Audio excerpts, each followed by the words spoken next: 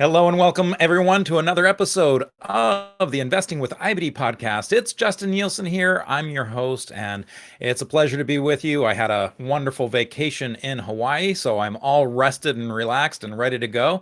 And helping me today is Anne-Marie Band, who herself, she likes to join, she likes to go a lot of different places. She's always traveling, it seems like. Last time I think we spoke, you were in Finland, and I think you're on your way to Switzerland soon. So quite the world traveler. Welcome back to the show, Anne-Marie. Excited to spend time with you, Justin. Love talking stocks. Yes, absolutely. So now, for those of you that haven't met Anne Marie before, she is actually one of our option content creators. She does an article usually on Fridays for us where she's taking a look at things and usually does like iron condors. She was doing a lot of calendar wheels. So we'll get into some of those things that she does on a regular basis. And we'll also take a look at some of the things that are on her radar and specifically the market that we're in right now being so strong. So Anne-Marie, of course, is also the author of a book, the trading book. Also, she has her own services that she can tell you a little bit about today. And you also find her on IBD Live as a frequent guest there. So maybe we get right into it, Anne-Marie, and have you take a look at the market. I'm going to pull up the NASDAQ composite real quick and have you take a look at that and tell me what you think.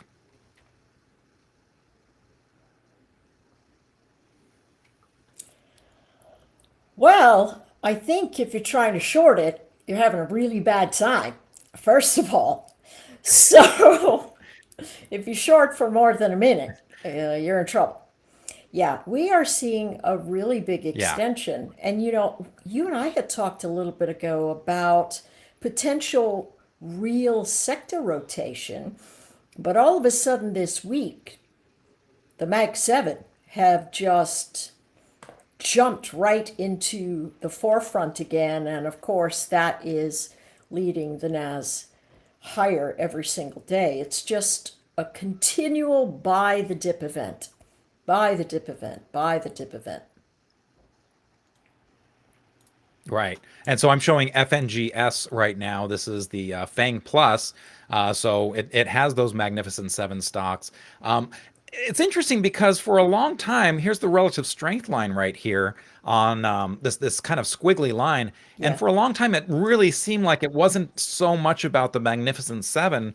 We were actually looking at how the equal weighted S&P 500 RSP, how that was looking a little bit stronger. And then it just seems like that's been fizzled, and it's again back to that rotation. And it certainly seems like the Mag 7 is where it's been at, and the Nasdaq getting much stronger as a result of these big trillion-dollar companies, that have so much weight exactly. in the Nasdaq, really kind of taking over. Exactly. And to me, what it's really told us is if we go hunting around for value, where we go, ooh, now these are picking up, let me go here and dip my finger into this pool, what we end up seeing that it's sort of a almost a fake out in terms of moving into other spaces. Like, well, let's take a look at the RTY or the Russell. We peek at the Russell. Okay, So so the I'm going to pull up Russell, IWM. yes, perfect, perfect. And so it did break out of a very solid sideways pressure event. But look at how tough it's been to trade if you try to buy the breakouts. It's just been, like stepping on glass. It's been really tough.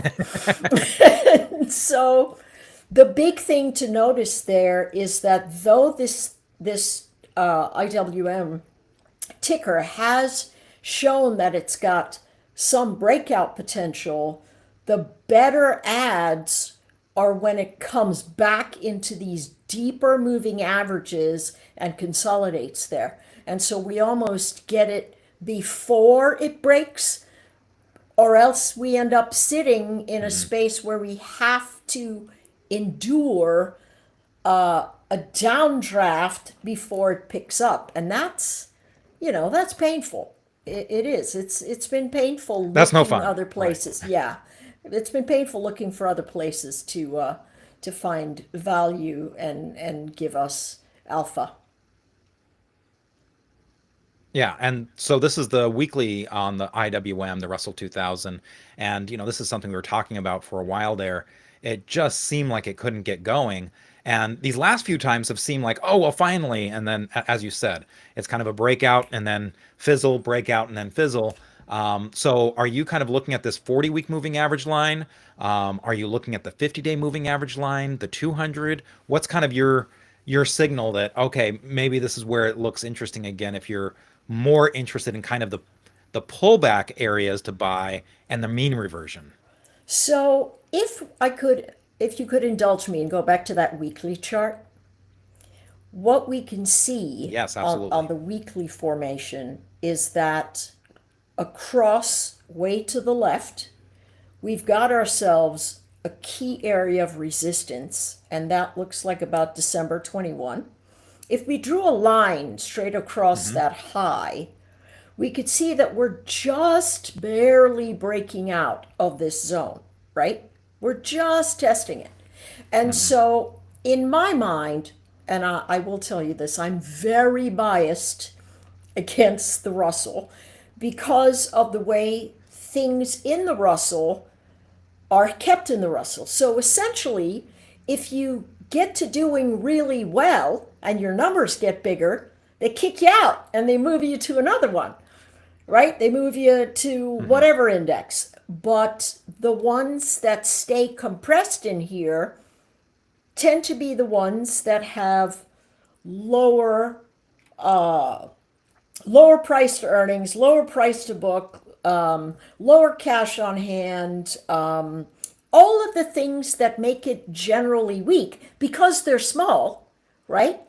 And so that Yeah. puts it in a space where, we can run for a hot minute, but we are going to fade. So in my mind, I would be looking for short in the Russell. Now, another reason that would Okay. make me do that is because look at the volume as it's moved up into the current target price where it's sitting right now. Hmm. That volume is just cratered. But in fairness, the entire market is showing diminished volume like this right now. Everybody's on holiday. They're at St. Bart's, they're already wherever they go. And they Uh-huh. and so volume is really dipped. So my thought would be don't touch this until it comes back to the last breakout area where is your diagonal and your box, the bottom of whatever that box is. That would be the first place I would look at to take any kind of long. The blue buy zone area that you've got there. Is Right. that what that is? Yeah. Hmm. Yeah. Yeah. So this Right is kind of there. a 5% buy zone from this cup with handle breakout. And again, this is something that the pattern recognition on Market Surge automatically does. It's kind of programmed Yeah. in. So Yeah, so I yeah, this like is a that five zone. percent zone right there. Yeah. I would wait Hmm. for it to And come so right what is into it that you're there. looking at exactly in here? Okay. So if it pulls back into that zone, Exactly.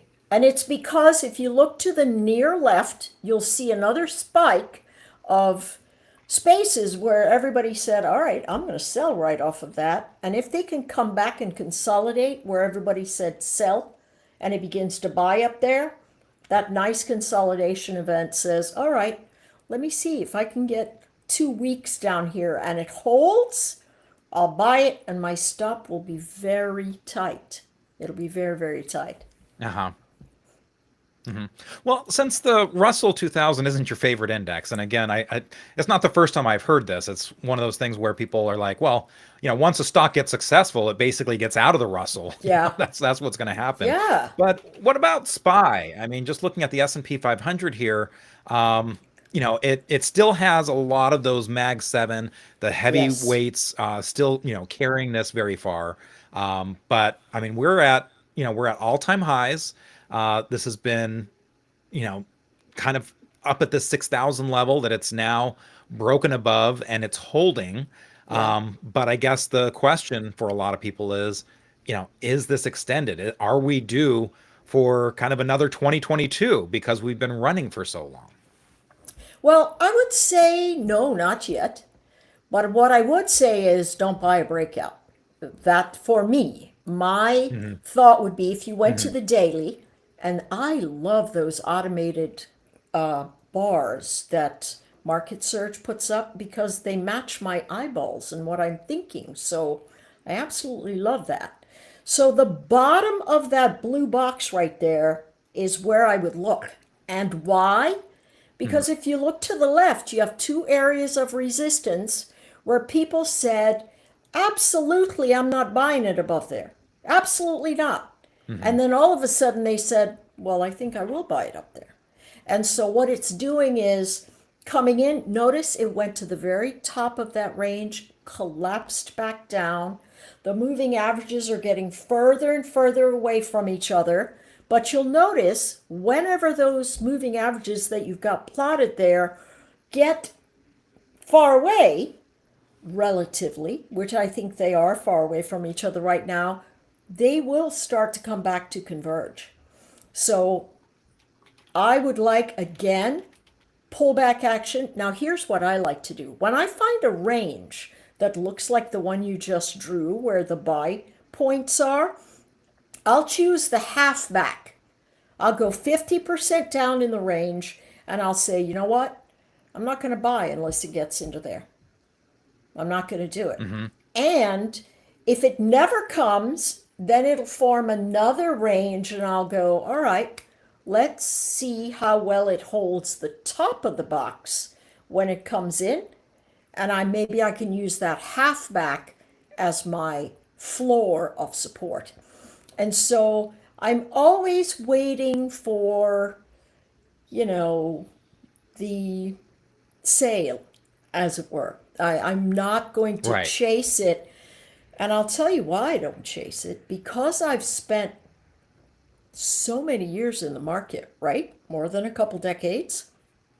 And every time I do that, I end up sizing up and then getting stopped out simply because I can't handle the pain of a drawdown that may or may not come. And I have no Hmm. idea what the market's going to do.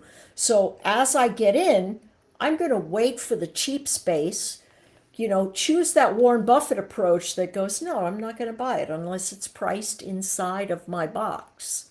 This is all I'm willing to pay. And if I don't get it, then I Hmm. go, you know what? The buffet's open someplace else. I'll go see if I can get, caviar over here or whatever.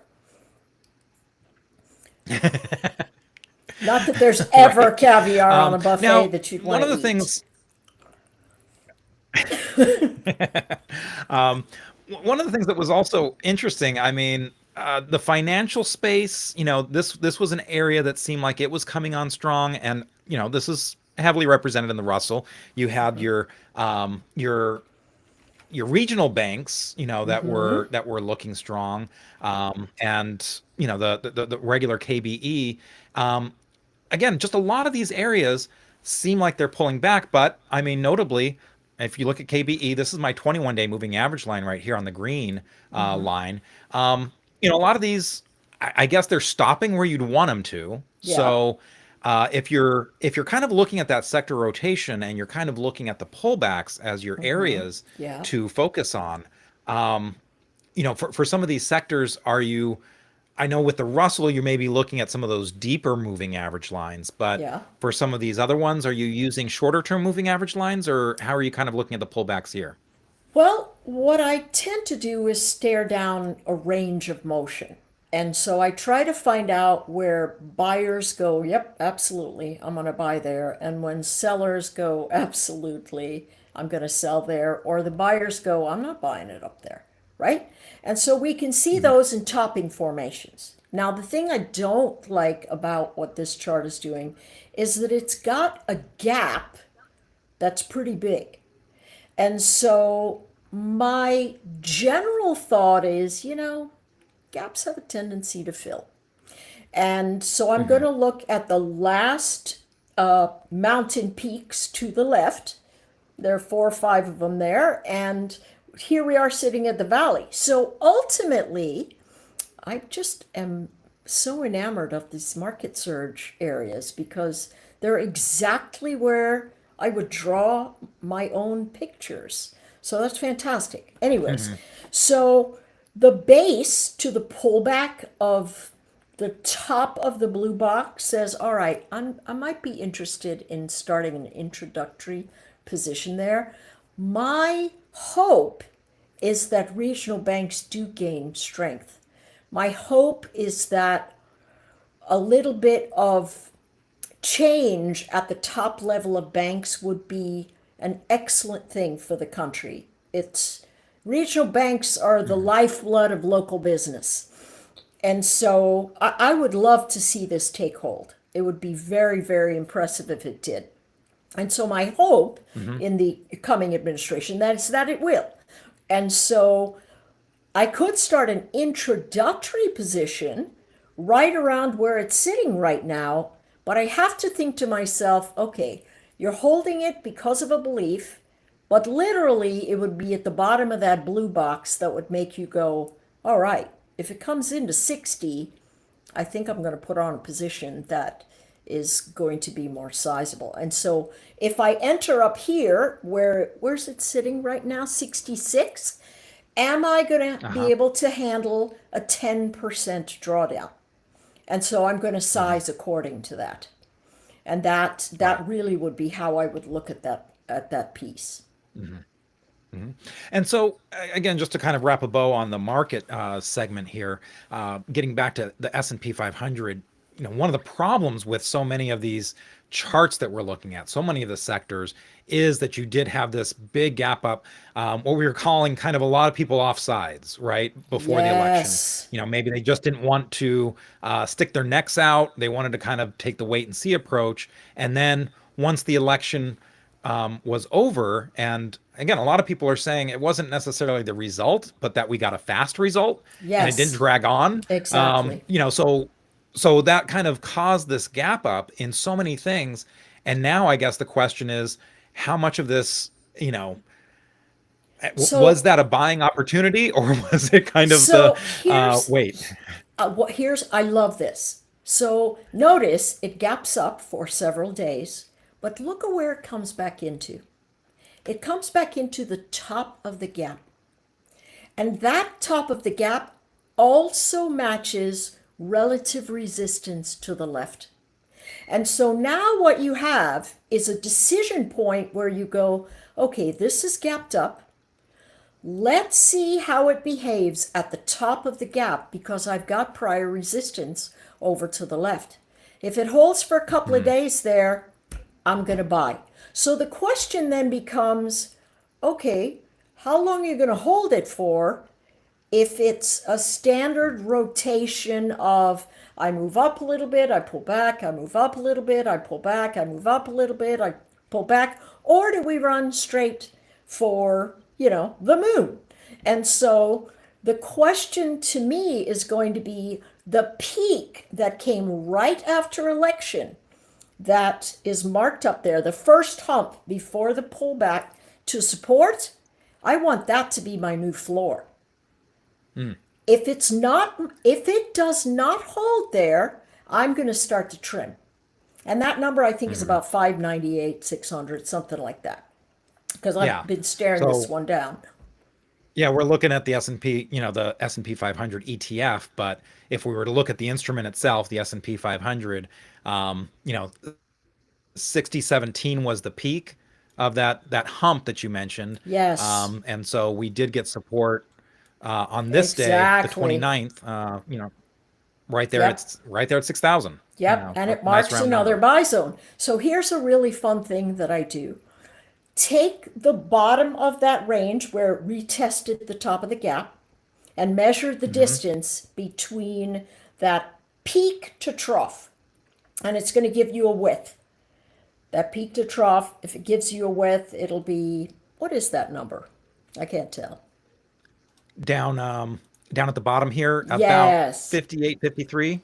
Hmm. Okay, so 58.53 and 60.17. What do we got? let's just round it up and say 150 points. Okay? Mm-hmm. So if we add 158 points to the top of that 6017, or 150 points somewhere around there, we get 6175 or something, or something like that. Okay. Mm-hmm. 6160. That's going to be my next target with a halfback of 75 points. So I'm going to look at first 60, 80, would it be 60, 80? 60, Yeah, 17, which is 75. right where Yeah, we're at right now. exactly. I'd look at Mm-hmm. 60, 80 and I'll go, if I don't hold that, I'm going to start trimming some of my gains because again, I would have been looking for the retest of the top of the gap to go long. Mm-hmm. And so I would have all of that and I go, you know what? I'm going to trim some of that because I I don't like overall, I don't like the way this market feels at all. It just Mm-hmm. feels weird. And I know that's not a technical term. So I can't quantify it any better. So I'm being very Uh-huh. cautious. So I say, you know what? I'm taking some profit there. If it pulls back to 6017 and it holds it, I'll add back. But Anne Marie, what if it Uh-huh. really gaps up and you got to chase it and you have to add back at a higher price? Well, I'm not closing my entire position.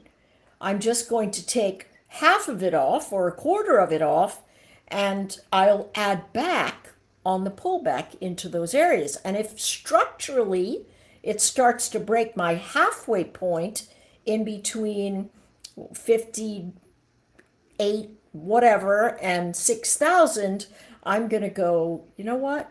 I'm going to trim again because Mm-hmm. I like to think that gaps eventually fill. They don't always fill, but many times Right. they do. Mm-hmm. And so you're prepared for it. Well, kind of Yes. shifting gears here. You mentioned how you're kind of feeling a little funny, and not necessarily wanting to stick your neck out on some of these breakouts. So one of the things I've noticed, we had we all take turns at the office editing the options content, and so the last couple Fridays I've been editing yours, and you've had two Iron Condors in a row, and we were talking a little bit before the show about why you're choosing Iron Condors right now. Iron Condors are generally thought of as more neutral option positions where you can, and this is what you've been doing with your option trades. You've been kind of setting these wide ranges where as long as it stays within that range, you're golden. You collect the premium. So maybe talk a little bit about how the Iron Condor, how that structure, maybe walk through it a little bit for those of our folks that aren't as familiar with options, but also why would you choose that when there's a lot of sector rotation out there? I love this question. So, first of all, an iron condor is a short call spread and a short put spread taken at the same time. And so it's Mm-hmm. called a delta neutral event because what it anticipates is that an instrument will stay in a range. And so the reason that I like using the iron condor right now is because we're seeing so many charts go up into resistance and fall back down into support and try to get up into resistance again. And so what I look for is a chart that has that pattern. Oh, it moves up and then it moves down. And then it moves up and then it moves down. So it might move in a cycle of going up and down. It might be grinding to the upside, but I'm putting enough time and space inside of the iron condor to trap most of the noise inside. So I'm not going Mm-hmm. to be overly worried if the chart starts doing this, because at the end of the day, my ranges are out here. And one of the things that I really like to do to use that is to take a look at the ATR, the average true range, on a weekly event. And then I Mm-hmm. go to the option chains and I see what the market makers have priced into the move. And so Hmm. if I look at something that's far away, let's say it's expiring in January, I look at those options and I'll see what the market makers are priced in at the straddle. And so that means I look at the call side and the put side to buy both of those options and I add them together. At the money, right? Yes, at the money. Yeah. And I add Hmm. them together and it tells me what the market makers are doing in terms of motion. Now, why would I do that? Well, if you think about it, market makers make money making a market. And so their goal is to price those options well enough for traders to engage, but at the end of the day, they win no matter what. And so Hmm. that's really how they're looking at it. So I'll use the combination of what I'm seeing there and the ATR, and then I'll say, all right, I'm going to widen that by a little bit more, just in case, and I'm going to build something like that. But just about every chart we are looking at right now is having these, it's grinding up for sure, many of them, but they're landlocked in terms of some big motion. And so what I look at is, okay, if the high is here and the market makers are saying there's another $20 move to the upside, I'm going to go out $30 and I'm going to sell the strike. Hmm. Yeah.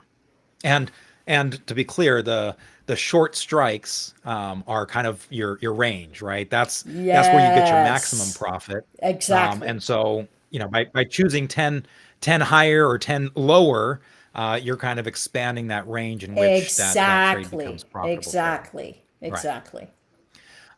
So, another thing we were talking about, and it's interesting that you bring in the market makers and kind of their motivations, right? I mean, at the end of the day, everyone's motivation is to make money, but the way in Yes. which they do it can be very different. A lot of us, we typically think on the long side only, and we're just thinking of, okay, I buy something and I want it to go up. I want it to go up as much as possible, and I want to ride it for as long as possible to capture as much of that gain. But the motivations are sometimes very different. Exactly. We talked about sometimes these market makers, they might be taking, they might have to put a trade on in order to make a market, and then they're going to put another trade on to kind of counteract that because they don't want their neck sticking out. That's So, exactly right. That's exactly right. so There's a maybe you could really, talk a little bit about that.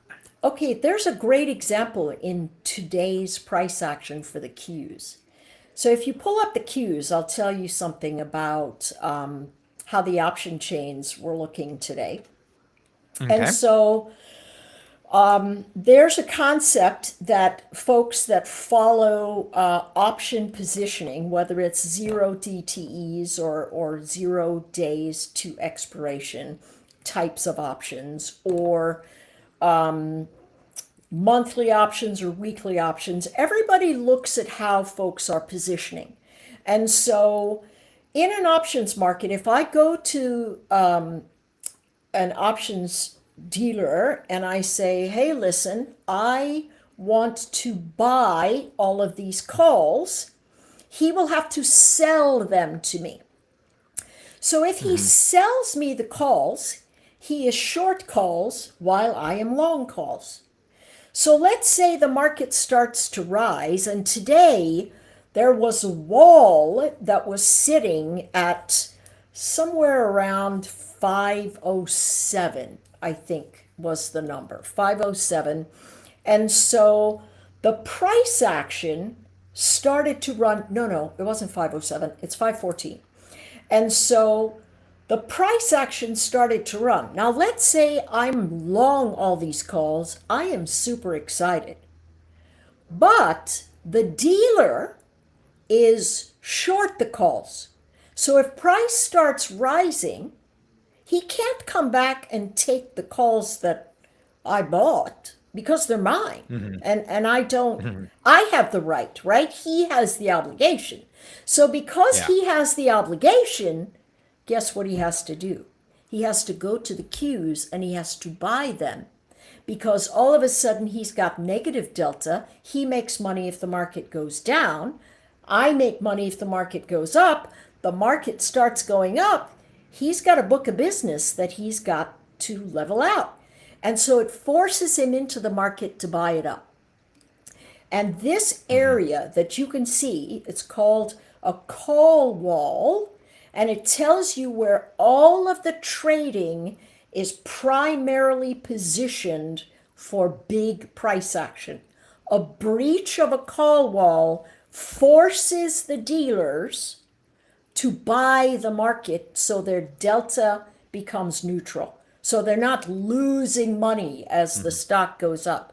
They're not making money either when it goes up if they buy it, but at least they're not underwater with all these short positions that they hold. So that's a very big key thing to watch when we're staring down options and charts that can run very aggressively. Knowing where a call wall is very important. And the easy way to do that is going to your option chains and looking at the ones that expire over the next day, your 0 DTEs, and just see where the biggest strike is. You know what? How about if I let you share your screen?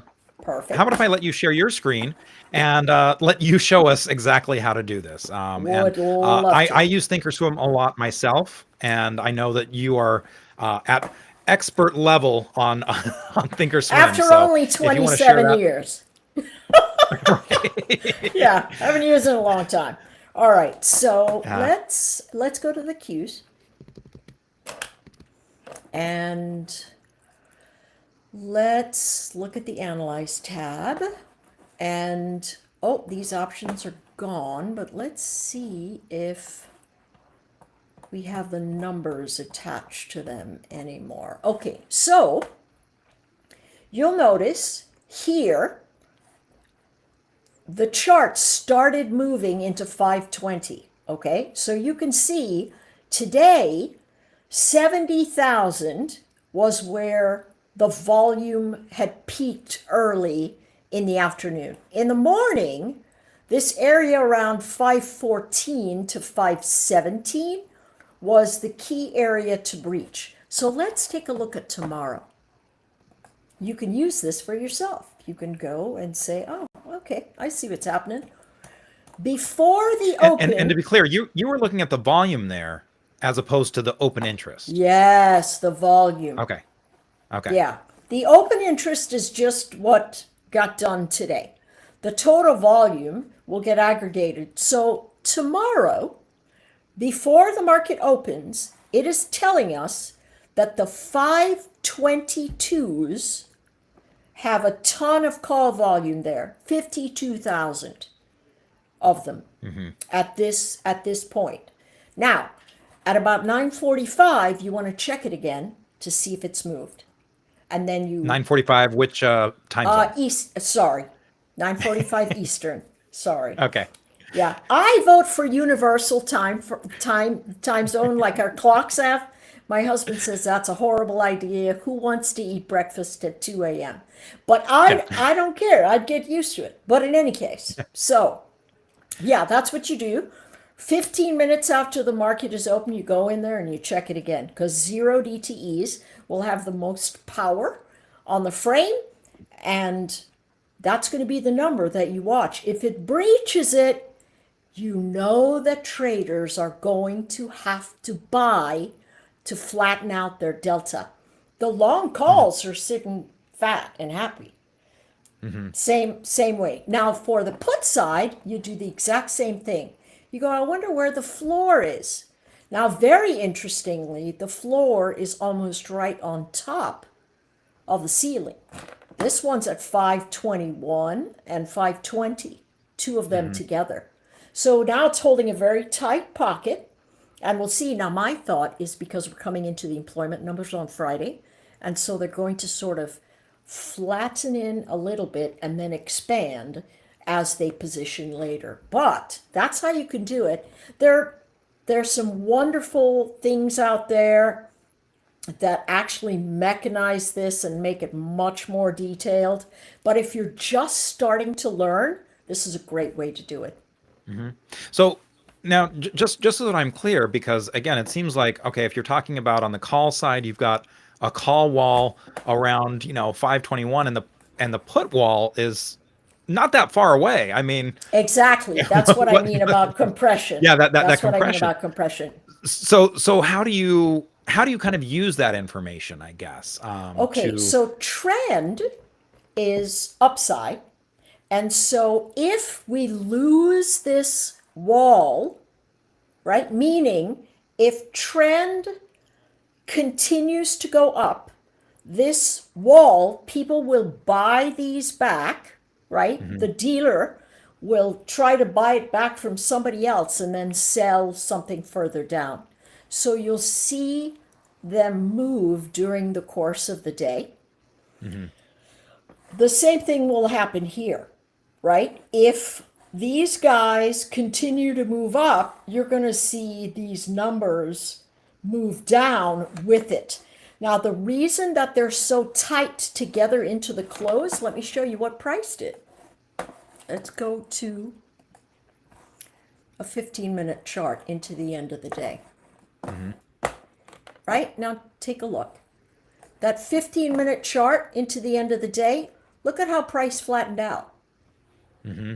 right. It just absolutely flattened out. And that will cause the call and the put lines to get very close together. But as the day moves, you'll see it expand. And so our starting point will be that 520. We put a line there, and 522 will be the starting point that we look at. And those things will tell you, you'll see them expand and contract. There's a great Italian company that I use that adds all these pieces together for me so I don't have to stare down in the option chains. And those are the guys that I go to. But this is a good way to open your eyes to what's actually happening in the market. Yeah. And so this is on the indexes, so the market level. And again, you're using those zero DTEs, 0 days, so this is every day there's kind of a new zero DTE, right? Exactly. So that's what you're saying with that whole, check 15 minutes into the market. So do you use these call walls for individual stocks as well? Yes, I Okay. Even though absolutely it's not a do. zero DTE. Absolutely. So let's look at Nvidia because they have so much. They have so much option behavior. We'll go to the Analyze tab first, and we'll take a look at Nvidia here. Does the same thing. You go to the weekly option, and you just see where they're piling in. So this one is expiring in 2 days, and we can see. Look at that. Somebody's got that 20,000 in open interest at the 90. Wow. At the 90. Yeah, that's insane. Is there a split that happened that I'm not aware of? Yeah, possibly, but still, I mean, craziness right there. Yeah. Okay, so right now, the put action seems to be, that's a very big open interest event and volume today. So we've got about 50,000. We'll see tomorrow how big this number is because this volume is both long and short, and open interest is just how many contracts total. So we'll see. 37,000 of them came today. I don't know whether those are sold or puts. Here's 155. So we're looking at 141 on the floor. And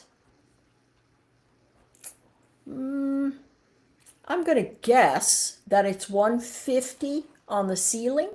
And so that's what the traders are thinking. Hey, I'm not going to get up over 150, but I should hold 141.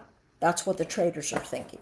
And so we can go here and we can say, all right, well, let's see where 141 is. That's a nice breakaway formation.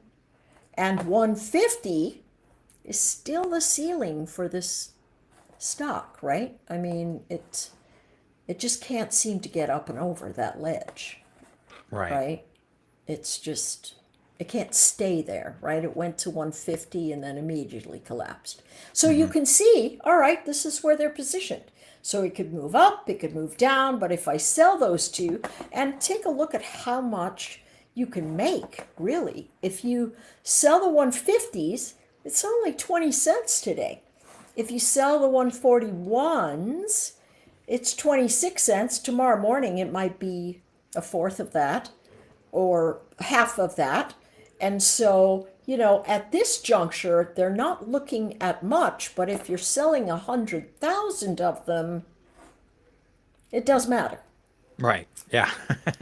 And as you're showing, there's a lot of volume in this options Yes. market for Yeah. Nvidia. Very, very liquid. Yes. You know, Yes. let's talk about some other stocks that are kind of on your radar.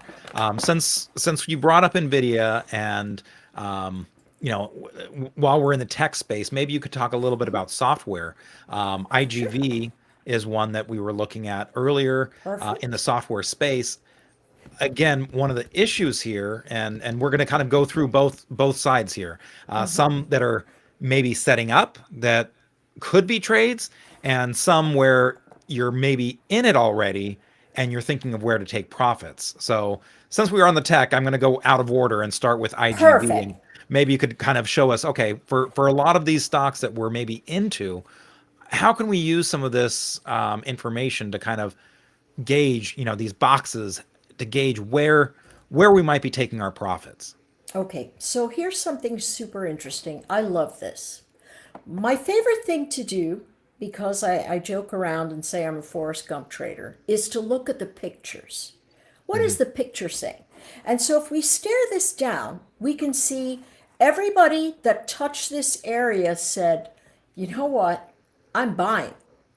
And if they tried to sell it, there was nobody there that was going to give them that ask. Nobody. They just came in, they went, yep, I'm buying. By the same token, when it got to 88, 89, everybody said, you know what? I'm not buying it up there. You want to buy it from me? Sure, I'll sell it to you. But I'm not Hmm. buying higher. And so what this creates is a consolidation range where traders are actually saying, I agree that the price should be between 75 and 89. Now, interestingly, you'll see that in this volume profile right here. Hmm. It tells us where the majority of trading is. So for me, because I like simple things, I will say, you know what? I'm going to draw around that box and I'm going to move it up. And so this is sort of like drawing a Fibonacci, only it only goes in 100 lots, 100, 200, 300. But it's a lot easier to mechanize in your brain. Wait a second. I'm going to do 1x of the range, 2x of the range, 3x of the range. Now, what I love to do is choose the halfway region in each of these boxes. So notice this. It breaks out here and it tells me, whoa, I've got a potential buy zone. I don't know if it's going to hold. So if I'm chasing it, And that I breakout, just real quick, that breakout is around what, like 89 that you're at? yes, it Okay. is. It's Okay. 89. Hmm. So I can look at that and go, all right, that's my daily 89. It closed the day above that area. It's never done that. I'm buying it. But as I mentioned before, when a breakaway happens, it has a tendency to come back into the region. And so my thought is if I get in and I'm at 89.90, maybe I don't wait until the next day and I get it at 91, my goal will still be, hey, listen, I'm going to put an order out there at 90 to see if I can get it at this edge. And if it comes in, I now know my support floor. My Hmm. support floor is now 88. I don't have to lose any more than that because if I do, I'm very likely going to the middle of this box. And you can see the volume point of control which is this red bar, it's telling us that that's a likely gravity point if that happens. And so now we moved up again. Look at this. I simply replicated this on the breakout, and I eyeballed the halfway marker, and there's the gap up. It's a gap up, and so now I go, okay, as long as I hold And that was this, post-election, yes, just for reference. yeah, thank you. As long as I hold this, I am staying in my long. And my first target to take some profit is the top of the box. That's the first place I'm going to go, you know what? I really want to hang on to this, but it's the top of the box. It's moved 2x from the base. I'm taking some profit. If it pulls back, but it doesn't go to the halfway point, then as it recovers, I go, all right, I'm going to have to get in near the top of the box, just like I got out, or I will add to the trade. I will add back to the trade. Now, a lot of people who hate trading a lot going in and out, they'll go, listen, you should have just sat tight. You should have left your stop up here, and you should have blah, blah, blah. Well, I am really far away from the middle of my linear regression line, and so I don't really want to give up $9 of brand new motion. And so I'm okay to go, hey, listen, I'm going to cover this, half of this at 103, and I'm going to wait. Hopefully it comes back to 95, and I'll get it. It stops at the big fat round number of 100, which I have to tell you, these round numbers, you know how they are. Big fat round number of 100. It gets back in. Maybe I get in at 102 at the open of the next day instead of my 103. And I ride it up as long as it doesn't break my 103 level that I got out at the last spot, that 103.50, I'm going to stay in the trade.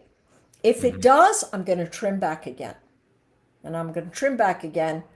But it has. Now, here it is at the halfway spot. What would I do? My thought is, one, I'm going to raise my stop because I had another gap up. I'm going to raise my stop to the top of this area near 105.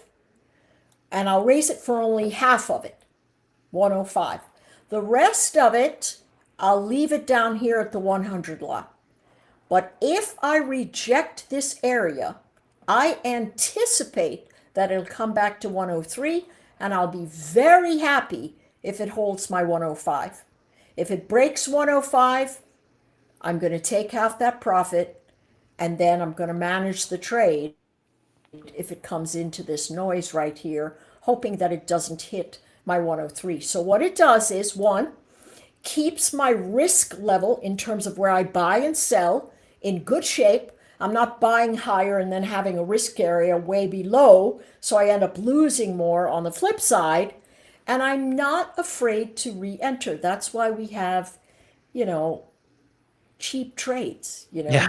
Commission free, right? Exactly, right? So it doesn't matter if they're selling your order flow, just so long as you get your price, right? Don't worry about that. You just get your price. And so what it does is it allows me to compress what I'm after very solidly because I don't know where the market's going, but what I want to do is manage my exposure and risk. That's awesome. So why don't we take a look at some other areas? We kind of spent our time on tech. One of the areas that's been a little bit out of favor has been the energy. And so a lot of people are kind of wondering, okay, if we've been going so long this way, is it in the sense of fairness, is it time for something else to kind of get its turn in the sun? And so whether you're looking at some of these liquefied natural gas, the oil, the direct oil plays, whether it's the explorers and producers, or even, solar, how do you kind of handle some of these that are in an area that has been unfavored and Yeah. maybe getting favored. Again, kind of with that sector rotation theme. All right, so let's look at First Solar because I think this is one that is really shifting. And so notice the difference between the daily formations and the weekly ones. It'll tell you how this chart has real. I'm going to delete all my drawings here because I trade First Solar quite a bit and it's very messy. Okay, so if we stare down a weekly chart, we can absolutely see that there was a time where nobody was going to pay more than $120 for a share of First Solar, right? Mm-hmm. And there was a time where nobody was allowed to trade First Solar for any less than $62, right? So this is a big pocket and it created a breakout formation. And that breakout formation went to the top of the linear channel, it came back to the middle, and now we're here. So the question is, what gives? Now, I am sitting in the macro notion that what the US is going to be after is energy independence, not so much the fossil fuel event or XYZ. It's just going to be, can we find enough ways to make energy? Now, I'm a big proponent of nuclear. Please don't send me hate mail. I'm into that nuclear space. I believe it's incredibly efficient, and a lot of things can happen if we really focus on creating nuclear energy and using it wisely. So that being said, we have nuclear, we have gas, we have oil and its derivatives, we have solar, we have wind. Wind, you know, and solar, you know, there's some things. I mean, there's certain things that we can harness for lighter terms, like my calculator on my desk, it's solar powered, Mm-hmm. but you know, I'm not gonna run on a solar powered car. I don't think. But in any case, We're not there yet. yeah, not yet. So here we are at support that was resistance, that became support, that is tested as support again, and we just made a new high. So it's my circumspection, if I might use that big fat word, that what we're doing is trying to rotate to the north. What's the fly in the ointment here? Well, volume is kind of crummy, but volume's been crummy for the last couple of weeks, and I think volume's going to be crummy into the end of the year. That being said, I think that solar is most definitely something to look at, and First Solar happens to have the #1 ranking on the composite rating chart in Mm-hmm. IBD. And so I like the thought of selling put spreads down here at 150 way in the future. That would be the conservative bet. So let's see what volatility looks like just in case. If we went to me and my handy dandy iron And just to condors be all over clear, the place. when Yep. you're selling a put spread, you're selling a put and you're basically buying a put, for protection.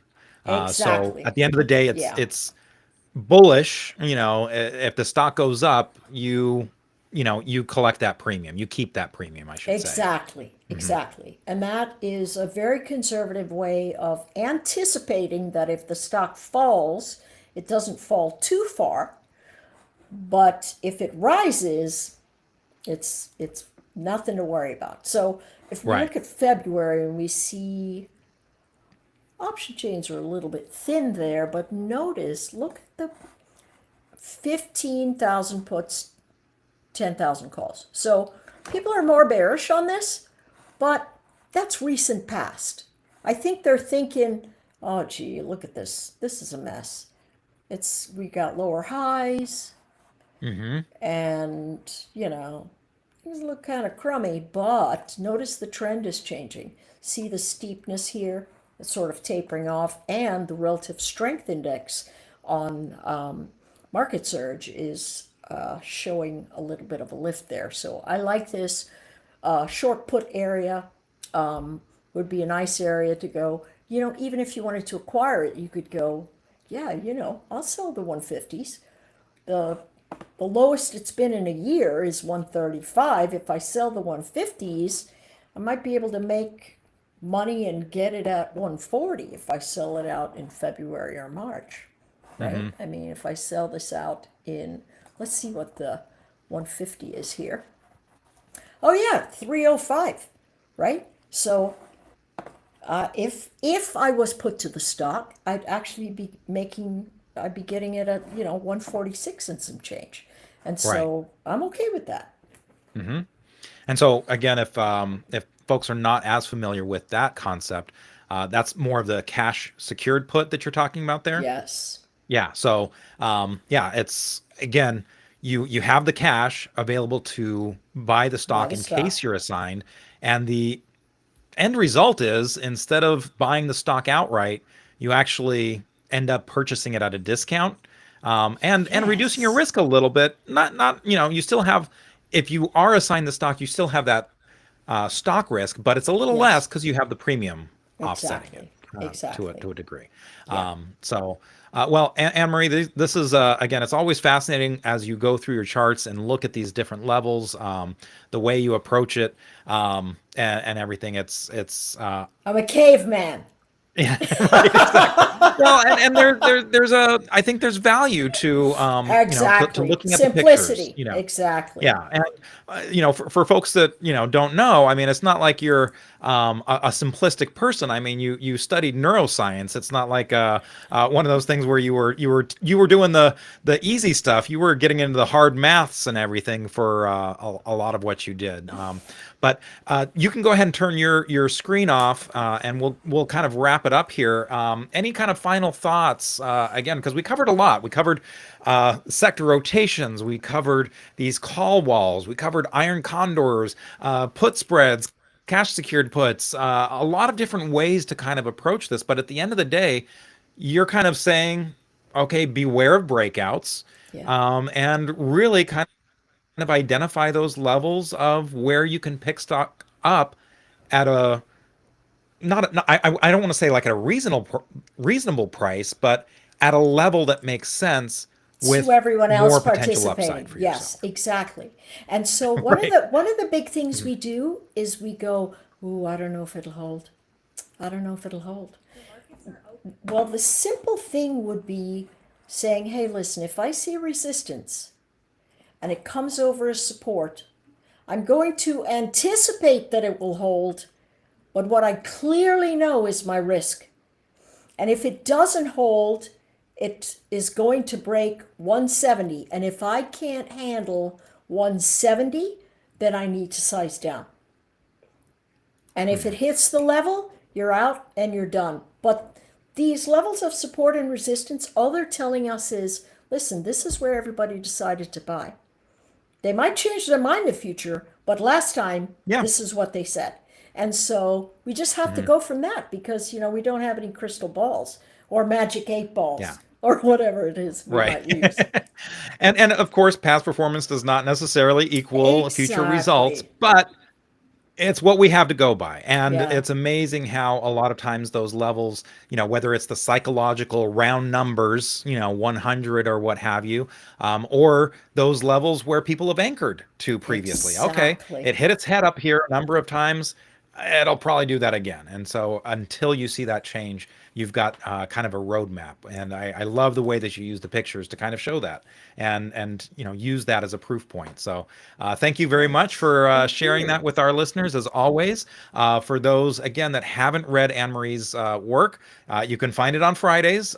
Really kind of digging deep. And I love that you go through multiple scenarios Yes. with, okay, if it does this, I'm going to do this. If it does this, then I'm going to do this. So you know exactly how you're going to handle each trade before you go in. I think it's a very useful thing for traders to look at and really kind of learn from those articles that you write on Friday. So I hope people check that out, and also check out your X. you do some posting. That's at Anne Marie Yes, Trades, right? that's correct. That's correct. Yeah, and Thanks. wonderful to have you, Anne Marie, as always. Thank It's you my so much for coming pleasure. on. I enjoy spending time with you, Okay, Justin. that's going to wrap it up for our show this. Again, remember, we're live on Wednesdays. You can always go to our YouTube channel, check us out there. If you go to investors.com/podcast, you can get us there. You can get us on whatever podcast platform you're using. We hope you join us next week. Next week, we're going to have a new guest on, Leosh Mikulka. I practiced that, I promise. But Leosh is going to be on. He is actually in the investing championship right now, the U.S. investing championship, and he's looking pretty good. One of the more competitive players in there on the leaderboard. So we're going to kind of get a little sense of how he's been doing that this year for the U.S. Investing Championship, and it'll be a pleasure to talk with him. So we hope that you join us for that. Get his thoughts on how he uses the IBD methodology to really do very well in that U.S. Investing Championship. Hope you join us, and we will see you all next week. Take care now.